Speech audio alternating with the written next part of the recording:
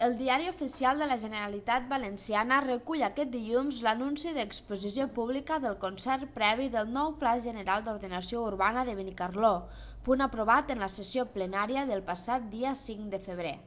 A partir d'aquest dimarts s'obrirà el termini d'un mes per tal que qualsevol persona interessada examini el document i pugui presentar els suggeriments que consideri oportuns. Una vegada finalitzada aquesta fase, el futur nou Pla General d'Ordenació Urbana de Benicarló continuará el camí cap a la seva aprobació definitiva. Si son aprobadas o rechazadas las alegaciones en su momento, se hacen las modificaciones de aquellas que sean aceptadas en el concierto previo y a partir de ahí se aprueba definitivamente, se manda a la consejería pertinente para que le dé luz verde y a partir de ahí empieza a desarrollarse la pormenorización de ese concierto previo, que es el desarrollo del plan general.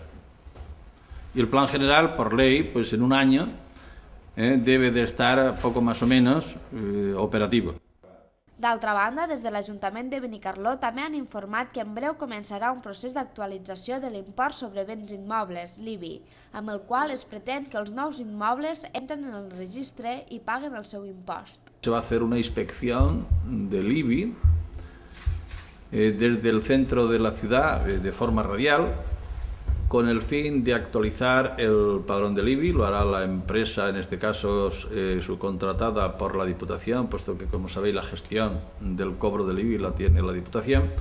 Y lo digo para que nadie se extrañe si ve una persona fotografiando fachadas de edificios por el centro de la ciudad, que lo que pretende evidentemente es actualizarlo. Hay muchos edificios, como sabéis, que se han ido pues remodelando, readaptando, edificios donde eran viviendas familiares hoy pueden ser viviendas de 4 o 5 pisos y evidentemente hay que actualizar los padrones.